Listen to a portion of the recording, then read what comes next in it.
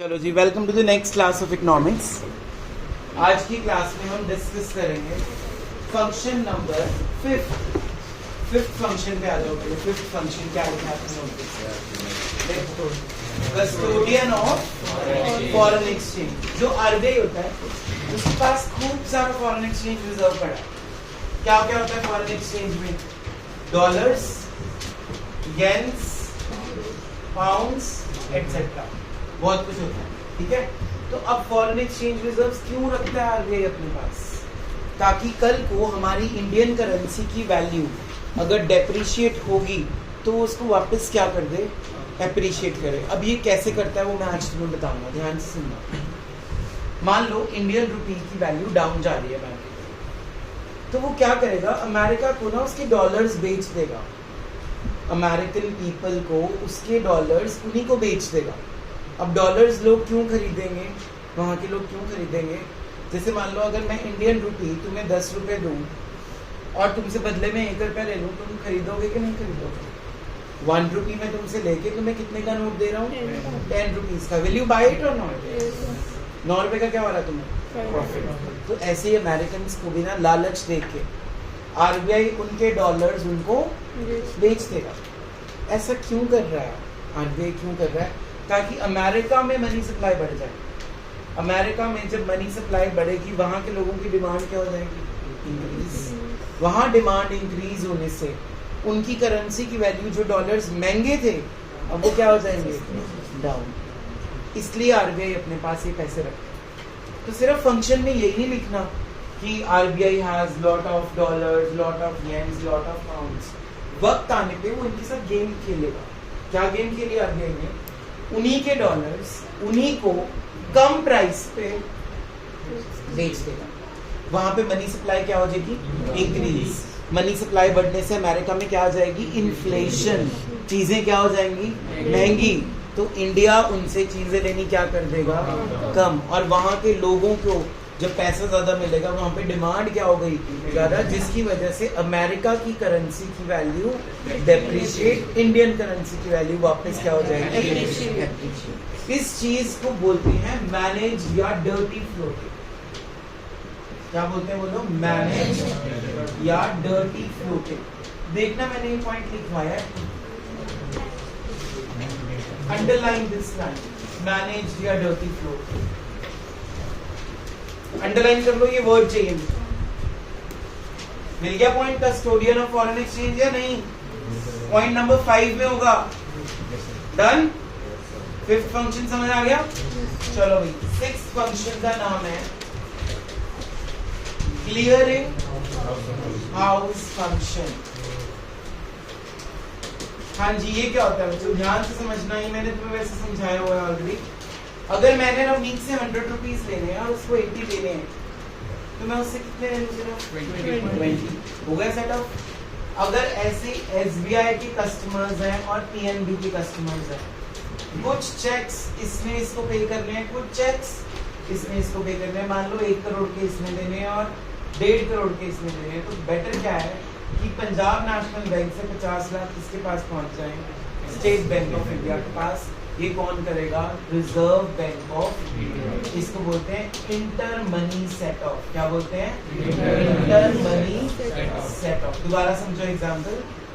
SBI ने PNB के ऊपर चेक्स ड्रॉ किए, कितने के? 1 करोड़। अब चेक्स ड्रॉ बैंक नहीं कर रहा, कस्टमर्स कर रहे हैं उसके। पीएनबी के कस्टमर्स ने एसबीआई के ऊपर कितने ड्रॉ कर रखे हैं? 1.50। तो आरबीआई ये नहीं बोलेगा कि पहले एसबीआई तू उसको 1 करोड़ दे, फिर वो तेरे को 1.5 देगा। आरबीआई क्या करेगा? सीधा 50 लाख इन दोनों का डिफरेंस पीएनबी के अकाउंट से किसमें अमाउंट ट्रांसफर कर देगा? State bank of India. Clear? ये कौन सा फंक्शन है? Clearing house function. 6 functions done. सबसे पहला फंक्शन हमने पढ़ा था इशूइंग नोट्स। सिर्फ सोल अथॉरिटी किसके पास है? हमारे आरबीआई के पास है कि नोट्स इशू करने। ठीक है, 50 रुपए से कम वाले नोट्स कौन इशू करता है? Ministry of finance. उसके ऊपर वाले notes RBI. Any doubts? Second function में हमने ये पढ़ा था, क्या था फंक्शन का नाम? Banker to the government. इसमें 3 चीजें थी, as an agent, as a banker and as an adviser. ठीक है, अगला फंक्शन क्या था हमारा? बैंकर्स सुपरवाइजरी रोल, मतलब बैंक्स को भी सुपरवाइज करना है, बैंक्स को भी पैसे देने हैं और कुछ रिजर्व भी बनवा के रखने हैं, जिसमें से मैंने तुम्हें एक समझाया था कैश रिजर्व रेशियो। उसका अगला फंक्शन क्या था? Lender of last reserve. जब कोई बैंक के पास पैसे खत्म होते हैं तो वो किसके पास जाएगा? आरबीआई के पास, और आरबीआई उसको क्या दे देगा? लोन्स की फॉर्म में पैसे देगा, ठीक है। या अगर कोई बैंक बिल्कुल फेल हो गया, बैंकरप्ट हो गया, उसको किसी अच्छे बैंक के साथ मर्ज कर देगा, ठीक है। आज हमने पढ़ा फिफ्थ और सिक्स्थ फंक्शन। फिफ्थ का नाम पढ़ो।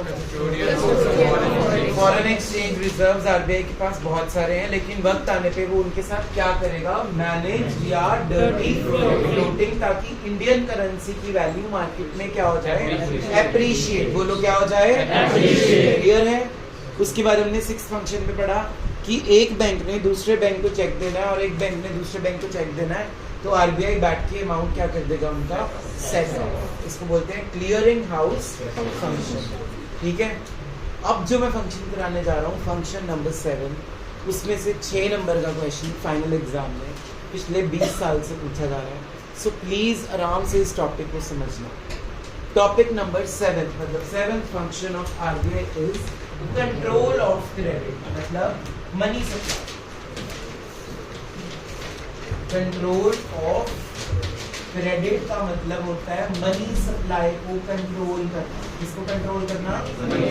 मनी सप्लाई का मतलब है कि नोट्स जब ज्यादा छप जाते हैं, जब वो इकोनॉमी में ज्यादा आ जाते हैं, उनको वापस बैंक्स के पास लेके आना, वापस आरबीआई के पास वो नोट्स को पहुंचाना।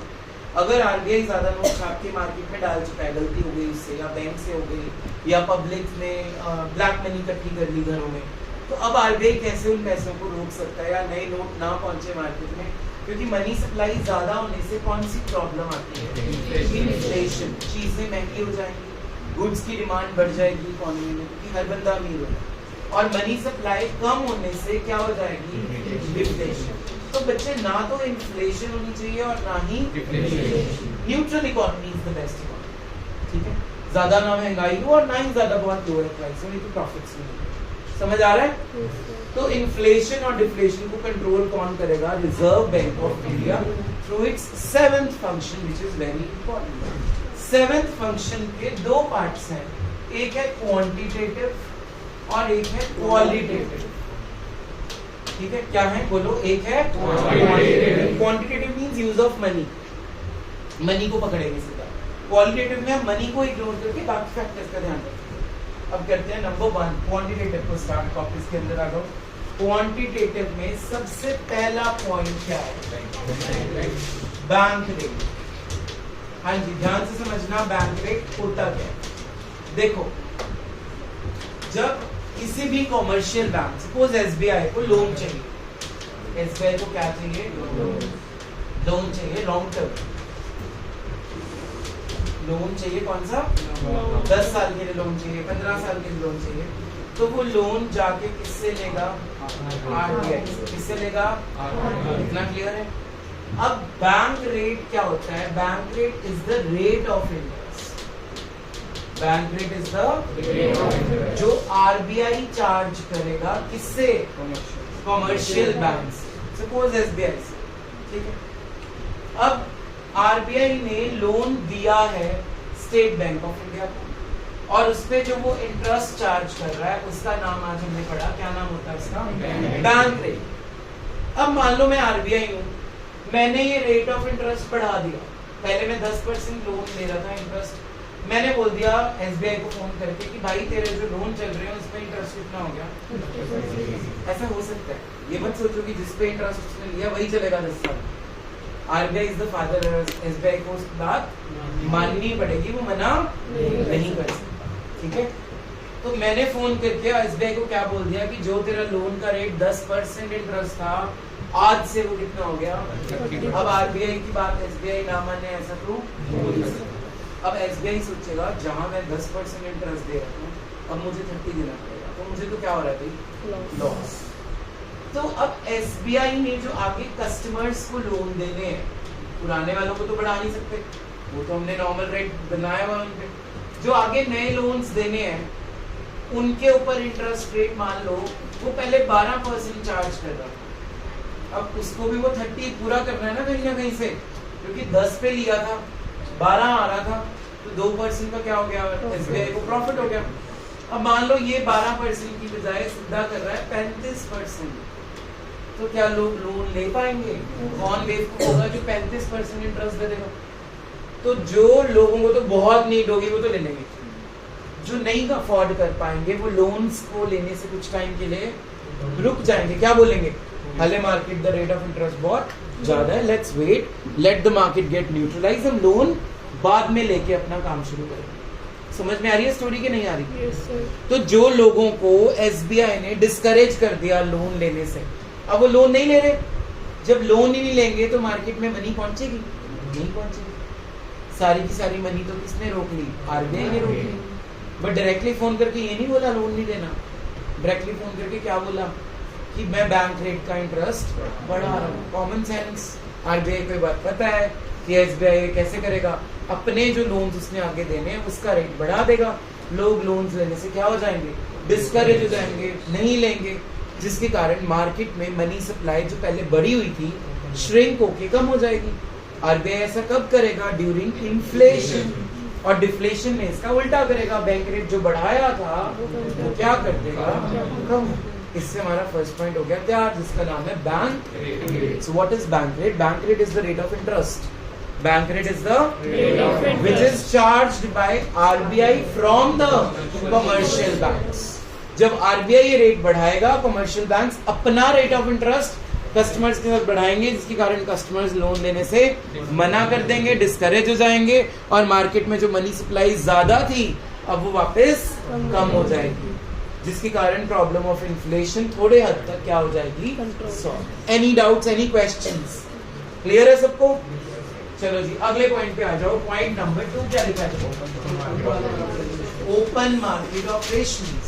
वेरी इंपॉर्टेंट पॉइंट, ये इस बार के फाइनल में आएगा, उम्मीद है। इस पे लिख लेना final exam question, open market operations, क्योंकि बाकी के इस साल आ गए हैं तो ओपन मार्केट नहीं आया था, तो मे भी इस साल ओपन मार्केट के क्वेश्चन आते हैं। ध्यान से सुनना है क्या होता है। ओपन मार्केट, खुली हुई मार्केट के ऑपरेशंस कौन देख रहा है? अब यहाँ ओपन मार्केट का मतलब क्या है? Government securities. कौन सी? मुझे मजा नहीं आ रहा। गवर्नमेंट सिक्योरिटीज दो टाइप्स की होती है, नंबर 1 शेयर्स, नंबर 2 डिबेंचर्स। इतने बच्चे लोग दोनों साथ में क्लास है, शेयर्स एंड डिबेंचर्स। अब RBI ने SBI को फोन किया और फोन करके बोला कि मुझसे गवर्नमेंट सिक्योरिटीज खरीदो। RBI ने SBI को फोन करके क्या बोला? मुझसे गवर्नमेंट सिक्योरिटीज मतलब गवर्नमेंट के शेयर्स खरीदो, डिबेंचर्स खरीदो, बॉन्ड्स खरीदो। SBI मना कर पाएगा? नहीं कर पाएगा। उसने बोल दिया तो नहीं मना कर पाएगा, ऐसा नो। अब जब SBI ने शेयर्स खरीदे RBI से गवर्नमेंट के, तो शेयर्स फ्री में तो मिलेंगे नहीं, करोड़ों अरबों रुपए क्यों होंगे? जब कॉमर्शियल बैंक RBI से शेयर्स खरीदेगा, RBI को क्या देगा उसके लिए? पैसे। कॉमन सेंस, क्या देगा? पैसे। तुम कोई भी चीज खरीदते हो क्या दे के आते हो? पैसे। अब मान लो जब जोत Singh is SBI and I am RBI, तो मैंने उसको शेयर्स दे दिए, उससे क्या ले लिया? जब जोत का पैसा ही मेरे पास आ गया, वो लोन्स दे पाएगा आगे लोगों को? उसकी मनी जो थी मार्केट में जाने वाली थी वो सारी मैंने अपनी जेब में डाली। मार्केट में क्या कम होगी? Money supply. RBI ऐसा कब करे? During inflation and vice versa in deflation. तो मतलब उसको बेचनी चाहिए RBI को सिक्योरिटीज इन्फ्लेशन में, और वापस कब खरीद लेनी चाहिए? डिफ्लेशन। अब वो समझाता हूँ कैसे। मैंने अब मनी सप्लाई बढ़ानी है इकोनॉमी में, मनी सप्लाई कम हो गई, लोगों के पास पैसे नहीं पहुंच रहे, तो मैं अब फिर से जब जोत को फोन करके बोलूंगा कि जो सिक्योरिटीज मैंने तेरे को बेची थी ना, वो मुझे वापस बेच, क्या वो मना कर पाएगा मुझे? नहीं। अब वो शेयर्स वापस मुझे कर रहा है, मैं उसको उसके बदले में क्या दे रहा हूँ? कैश। जो कैश पहले SBI के पास नहीं था, अब ज्यादा हो गया।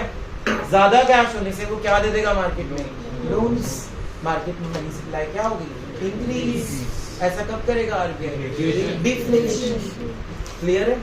तो RBI will sell the securities to the SBI और any other commercial bank during inflation and purchase that securities during deflation. Any doubts?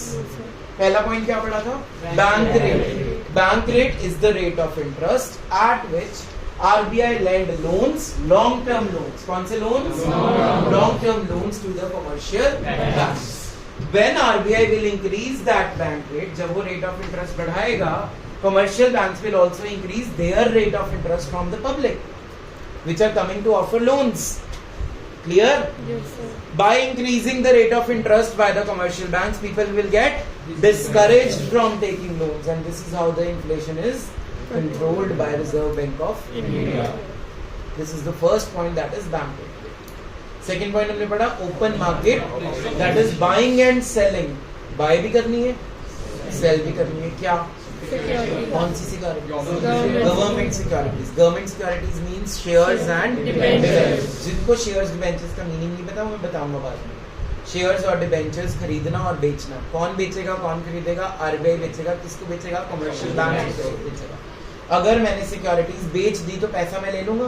जब पैसा ही मेरे पास आ गया बीइंग एन आरबीआई, तो मनी सप्लाई मार्केट में क्या हो जाएगी? कम. और ऐसा कब करना चाहिए? During inflation. जब मैं वापस उनको खरीद लूंगा तो मुझे उनको क्या देने पड़ेंगे? पैसे. अब पैसे अगर बैंक्स के पास आ गए तो लोन्स मार्केट में इंक्रीज हो जाएंगे, और अगर लोग लोन्स नहीं ले रहे होंगे उस टाइम पे, तो रेट ऑफ इंटरेस्ट ऑटोमेटिकली क्या हो जाएगा? लोन्स पे कम. तो गवर्नमेंट ना न्यूज़पेपर में डालती है ये चीज कि अब लोन्स इजीली मिल जाएंगे, उसका पेपर वर्क खत्म हो गया है, ज्यादा लीगल फॉर्मेलिटीज नहीं है, रेट ऑफ इंटरेस्ट कम हो जाएगा. तुम लोग फोन लेने जाते हो, तब तुम्हें कैसे मोटिवेट करते हैं? 0% ईएमआई पे आप ले लो फोन. वो 0% का अमाउंट उन्होंने एक्चुअली निकाला होता है ऑलरेडी फोन के अमाउंट में. वो तुम्हें मोटिवेट कर रहे हैं लोन लेने को. तुम्हें फोन भी आते हैं, आपकी क्रेडिट लिमिट इतनी बढ़ चुकी है, आप लोन लेना चाहेंगे? यस और नो? तो ये क्या हो रहा है? ये गवर्नमेंट के थ्रू स्कीम्स आ रही हैं. कर कौन रहा है सब कुछ बैठ के? Reserve bank. 2 points clear? दृष्टि डाउट पूछो.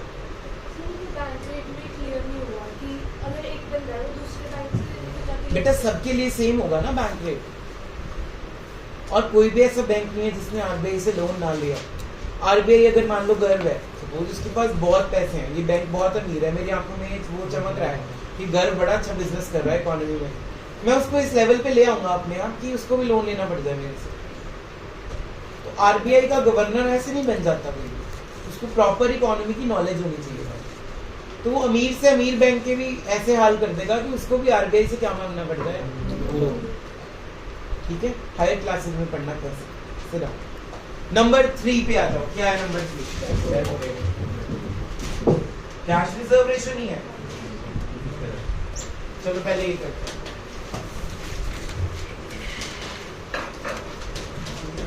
कैश रिजर्व रेशियो हम ऑलरेडी कर चुके हैं, एक बार दोबारा बताऊंगा क्योंकि कुछ बच्चे फर्स्ट टाइम हमारी क्लास लगा रहे हैं. कैश का मतलब सबको पता है, रिजर्व का मतलब सबको पता है, रेशियो का मतलब सबको पता है. आप ध्यान से समझो कैसे होता है. एक कमर्शियल बैंक है, कोई भी ले लो, पंजाब नेशनल बैंक, उसके करोड़ों अरबों कस्टमर्स होंगे. कोई 1 रुपया बैंक में जमा कराएगा, कोई 10 रुपए, कोई 10 लाख, कोई 20 करोड़, कोई 30 करोड़ कराएंगे. आरबीआई ने एक रूल बना दिया है कि जितना भी पैसा बैंक के पास डिपॉजिट आ रहा है, जितना भी पैसा बैंक के पास उसकी कुछ परसेंटेज निकाल के साइड पे रख दो. अब ये साइड पे रख दो का मतलब ये है, चाहे अपने पास रख लो, चाहे किसको जमा करा दो, आरबीआई. उसने ऑप्शन दे दिया, चाहे आप अपने पास बैंक अपने पास रख ले लेकिन उसको यूज नहीं कर सकते. चाहे वो किसको जमा करा दो, टीआर जैन में लिखा है वो आरबीआई को जमा होना चाहिए. ठीक है, तो चलो जी करा देते हैं जमा. मान लो मैं आज एक एसबीआई हूँ और मेरे पास 1 लाख रुपए जमा हो गया आज के दिन में, और सीआरआर का रेट चल रहा है 10%. तो मुझे साइड पे पैसा कितना रखना पड़ेगा? 10,000 रुपए. जो बाकी के 90,000 बचे मैं क्या दे सकता हूँ? लोन दे सकता हूँ. Common sense. अगले दिन मैं उठा, एसबीआई मॉर्निंग में खुला, उसको नोटिस आ गया सीआरआर हो गई है 50%. अगले दिन भी मेरे पास 1 लाख जमा हुआ.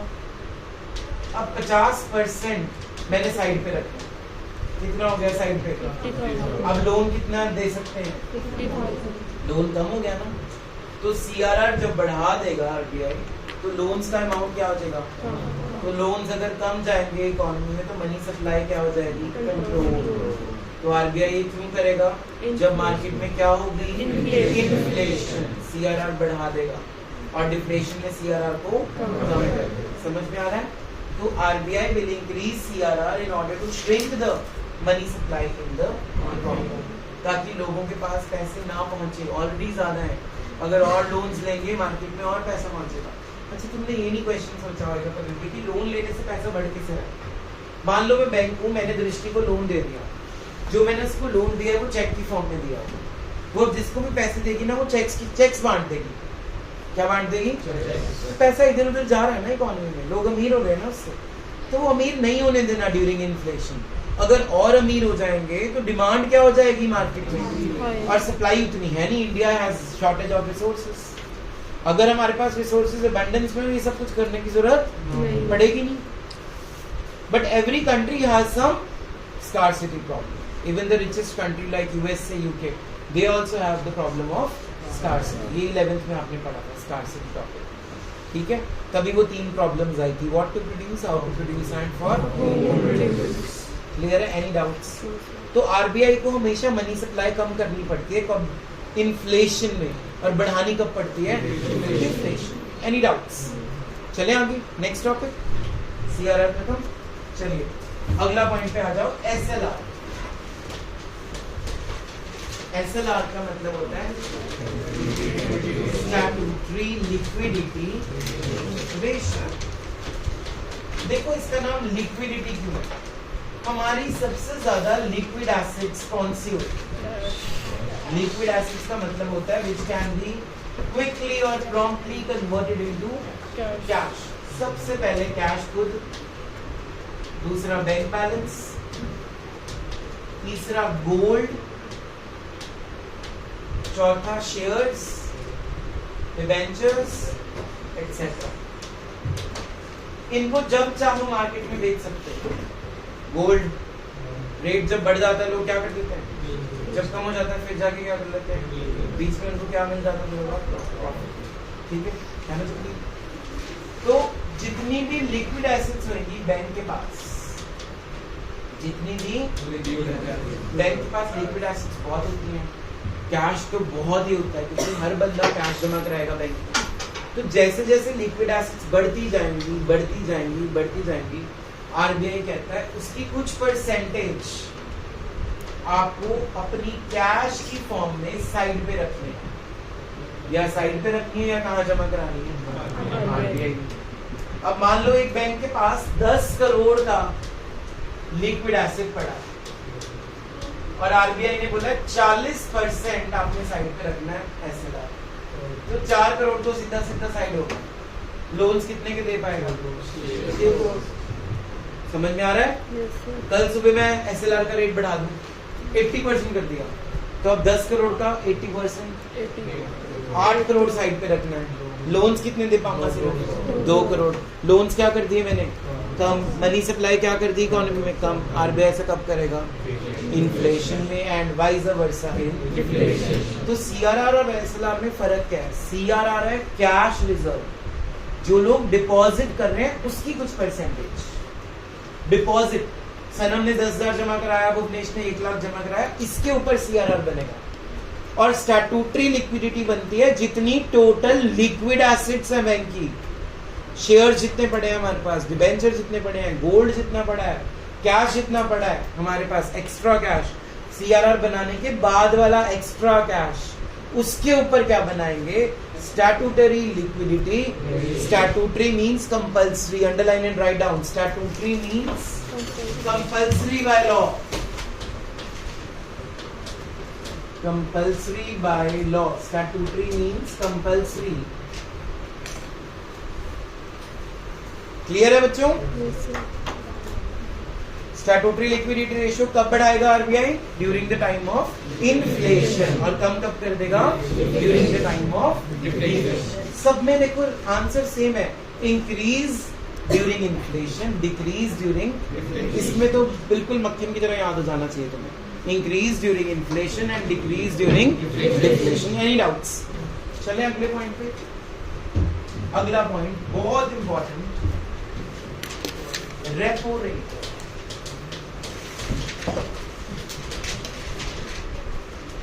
ध्यान से समझना, इंपॉर्टेंट है बहुत, पेपर में आ सकते हैं। सुनो ध्यान से। आरबीआई ने देखा कि एसबीआई के पास सीआरआर बनाने के बाद, एसएलआर बनाने के बाद, और क्या बनाया, बैंक रेट बढ़ाने के बाद, ओपन मार्केट ऑपरेशंस के बाद ना पैसे कम हो गए। हमने उनसे इतना पैसा तो ले लिया, इकट्ठा कर लिया, अब ऑब्वियसली बैंक्स के पास पैसे क्या हो गए, कम हो गए। अब बैंक्स को अपनी नीड के लिए पैसे चाहिए, तो एसबीआई फोन करता है किसको, अब भाई साहब मेरे को पैसे नहीं है मेरे पास, मैं काम नहीं कर पाऊंगा, आपने सारा पैसा तो मेरा इसी में ले लिया, अब मैं काम किसे करूं। आरबीआई एक और चाल चलेगा, वो कहेगा क्या ले लो मुझसे, लोन ले लो, लेकिन ये लोन लॉन्ग टर्म नहीं है, शॉर्ट टर्म है। ये लोन शुरू हो जाता है 24 घंटे से लेके 7 दिन तक, या 7 दिन से लेके 365 डेज, मतलब शॉर्ट टर्म, 10 साल का लोन नहीं है। मैक्सिमम पीरियड क्या है यहाँ पे, 7। अब चेंज भी हो जाता है ये ना, आरबीआई हमेशा अपनी ऑफिशियल गजट निकालता है, जो सेंट्रल गवर्नमेंट निकालती है, तो कभी वो इस पीरियड को 3 मंथ्स कर देते हैं, कभी 2 मंथ्स, कभी 1 मंथ, कभी 1 डे। तो हमें याद नहीं करना कि 1 साल का ये टाइम पीरियड है, बस यही लिख के आना है शॉर्ट टर्म लोन। क्या लिख के आना है, पीरियड नहीं लिखना पेपर, क्योंकि वो रोज क्या होता है, चेंज, तो हम नहीं लिख सकते, हमें नहीं पता। तो अब ध्यान से सुनो पॉइंट, आरबीआई ने क्या देना है एसबीआई को, लोन देना है, लेकिन लॉन्ग टर्म नहीं है, शॉर्ट टर्म लोन है। सपोज 1 दिन का ही है, एसबीआई ने बोला मुझे 1 दिन के लिए लोन दे दो। अब 1 दिन के लिए भी जब लोन देना है तो उस पर क्या चार्ज करेगा वो, इंटरेस्ट के साथ पर एनम वर्ड तो होगा ही होगा, तो चाहे 1 दिन का लोन ले फिर भी इंटरेस्ट तो बनेगा ही बनेगा। लेकिन वो लोन ऐसे नहीं लेगा, वो कहेगा जो तेरे पास गवर्नमेंट सिक्योरिटीज पड़ी है ना, वो गिरवी रख मेरे पास, लोन फ्री में नहीं दूंगा मैं, जो तेरे पास शेयर्स और डिबेंचर्स पड़े हैं वो मेरे पास गिरवी रख दे, या मैं खरीद लेता हूँ। गिरवी रखना या खरीदना एक ही बात है, कैसे खरीदना। अब एसबीआई के पास मान लो शेयर्स पड़े हैं गवर्नमेंट, एसबीआई ये शेयर्स किसको दे देगा, उसके बदले में उसको क्या मिलेगा, लोन। यस और नो। अब आरबीआई ने यहाँ पे क्या किया, पैसा दे दिया उसको और खुद क्या रख ली, गवर्नमेंट सिक्योरिटीज, और उस पे 1 दिन का क्या अर्न कर लिया, इंटरेस्ट। आरबीआई के पास पैसे भी आ गए और गवर्नमेंट सिक्योरिटीज भी आ गई। अब इन्होंने ना एग्रीमेंट कर लिया होगा एक साइन, किन्होंने, आरबीआई ने भी और एसबीआई ने भी एक एग्रीमेंट साइन कर लिया कि जब 1 दिन खत्म होगा, जब 24 घंटे खत्म होंगे, तो मुझे इंटरेस्ट भी देगा और ये गवर्नमेंट सिक्योरिटीज मेरे से वापस खरीदेगा भी। क्या एग्रीमेंट किया कि जो गवर्नमेंट सिक्योरिटीज पे मैं तेरे को क्या दे रहा हूँ, लोन, वो वापस खरीद देगा तुमसे। एसबीआई कहता ठीक है भाई, मेरे पास अभी पैसे नहीं है, मे भी 1 दिन में मेरे पास आ जाएंगे पैसे, डिपॉजिट्स आ जाएंगे। फिर वो अपने कस्टमर्स को ये बोलते हैं कि और पैसा जमा करो हमारे पास आके, या तुम्हें फोन भी आता होगा, या तुम देखते होगे अगर बैंक गए हो पेरेंट्स के साथ, तो वो बोलते हैं अकाउंट खोल लो, ये स्कीम आई है। वो क्या कर रहे हैं, तुम्हें अट्रैक्ट कर रहे हैं कि उनके अकाउंट्स के पैसे पूरे हो और वो अपना लोन उतारें। समझ आ रहा है कि नहीं आ रहा है? दोबारा समझते हैं, रेपो रेट क्या होता है। रेपो रेट एक रेट ऑफ इंटरेस्ट है। क्या है, रेट ऑफ इंटरेस्ट। जो कौन चार्ज कर रहा है, आरबीआई चार्ज कर रहा है। किससे चार्ज कर रहा है, कमर्शियल बैंक से चार्ज कर रहा है। क्या देके, लोन देके। वो लोन लॉन्ग टर्म है या शॉर्ट टर्म है? अगर लॉन्ग टर्म होता तो बैंक रेट बन गया। First point, it was a long term loan, but if it is a short term loan, the rate of interest is not bank rate, the rate of interest is repo rate. Loan free में नहीं मिलेगा, क्या गिरवी रखोगे, government securities. In short RBI ने government securities उससे खरीद ली। अब जब वो खरीद ली, उसके साथ एक एग्रीमेंट बना लिया कि जब तू लोन का पैसा वापस देगा ये सिक्योरिटीज ही ले ली अपनी वापस, तो इन शॉर्ट बाद में उसको बेच देगा। क्लियर है? अब साथ में क्या अर्न हो गया उसको? Rate of interest. तो आरबीआई का भी फायदा हो गया, एसबीआई की शॉर्ट टर्म रिक्वायरमेंट भी पूरी हो गई। समझ में आ रहा है? और मार्केट में मनी सप्लाई पे भी असर होगा। वो कैसे होगा? अगर मैं रेपो रेट बढ़ा दूंगा तो ज्यादा पैसे मेरे पास आ गए, तो लोगों के लिए लोन्स के लिए क्या हो जाएंगे? पैसे और कम हो गए, तो मार्केट में क्या कंट्रोल हो गई? इन्फ्लेशन। और वाइस वर्सा इन डिफ्लेशन। सब में पॉइंट क्या है? इंक्रीज करना है इन्फ्लेशन में, डिक्रीज करना है डिफ्लेशन में। Any doubts? अब तक हमने कितने पॉइंट्स पढ़े हैं? पहला पॉइंट था बैंक रेट। बैंक रेट होता है लॉन्ग टर्म लोन्स पे, इस पे लॉन्ग टर्म। सेम पॉइंट, बढ़ा देंगे इन्फ्लेशन में, कम कर देंगे डिफ्लेशन। सेकंड पॉइंट मैंने तुम्हें पढ़ाया open market operation, buying and selling of government securities by RBI to the commercial banks. अगर मैं आरबीआई हूँ, मैंने दृष्टि को बोला कि मेरे से ये खरीदो, तो वो मना कर सकती है? नहीं कर सकती, तो खरीदनी पड़ेगी। जब वो सिक्योरिटीज खरीदेगी, मुझे क्या दे देगी? मनी। मनी आरबीआई के पास पहुंच गई, तो लोगों के लिए लोन्स लेने के लिए पैसे क्या हो गए? कम। ऐसा कब करेगा RBI? During inflation and vice versa in deflation. Third point मैंने पढ़ाया सीआरआर। जितने पैसे जमा होंगे उसकी कुछ परसेंटेज साइड पे रख दो, बाकी का क्या दे दो? लोन। तो अगर मैं सीआरआर बढ़ा दूंगा तो लोन्स का अमाउंट क्या हो जाएगा? कम, जिसके कारण मार्केट में इन्फ्लेशन कंट्रोल हो जाएगा। चौथा पॉइंट पढ़ा स्टैट्यूटरी लिक्विडिटी। जितनी बैंक के पास टोटल लिक्विड एसेट्स हैं, क्या है? उसके कुछ परसेंटेज कैश में रखनी होती है अपने पास। अगर मैं वो रेशियो बढ़ा दूं तो बैंक को अपने पास ज्यादा पैसा रखना पड़ेगा, और लोन्स के लिए पैसा क्या हो जाएगा? कम। तो मार्केट में फिर से क्या कंट्रोल हो जाएगी? Inflation and vice versa in deflation. Repo rate is the rate of interest which is charged by RBI towards the commercial banks for short term loans. They will sign an agreement, because collateral security रखनी पड़ती है, गिरवी रखना पड़ता है, mortgage रखना पड़ता है गवर्नमेंट सिक्योरिटीज को। एग्रीमेंट में ये लिखा होगा कि तू मुझे इंटरेस्ट भी देगा, जब तू लोन चुकाने आएगा तो वापस गवर्नमेंट सिक्योरिटीज जो मैंने तेरे से अभी खरीदी है वापस मैं इससे खरीद लेगा। ये एग्रीमेंट के बिना आपको लोन नहीं मिलेगा। बैंक रेट और रेपो रेट में सिर्फ एक फर्क है, वहां पे लॉन्ग टर्म लोन्स है, रेपो रेट में तरीका यही है उनका लोन देने का। गिरवी तो रखवाएगा आरबीआई, ऐसे फ्री में लोन नहीं देगा, कोई भी नहीं देता। क्लियर है? नेक्स्ट पॉइंट क्या है हमारे पास? Reverse repo rate. ध्यान से समझना।